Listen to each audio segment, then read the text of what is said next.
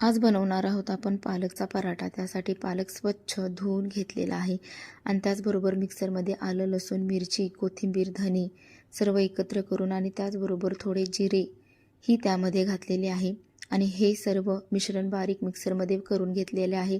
वाटण तयार झालेले आहे. एका कढईमध्ये 1 चमचा तेल घातलेले आहे आणि त्याचमध्ये भाजी घातलेली आहे.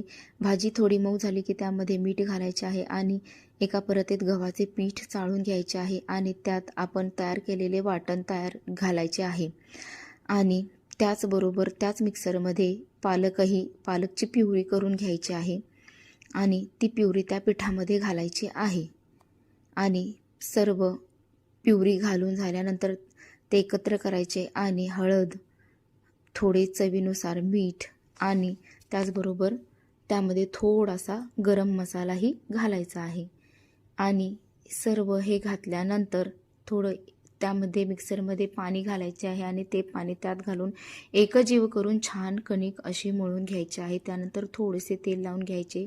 त्याच्यावर नक्की लावा कारण की पीठ छान फुलते, छान पोळी लाटता येते. त्यानंतर लाटून घेतलेली आहे आणि त्यानंतर दोन्ही बाजूनी छान तेल, तूप, बटर जे अवेलेबल असेल तुमच्याकडे ते तुम्ही लावून भाजून घ्या आणि तयार झालेला आहे आपला पराठा, पालकचा पराठा.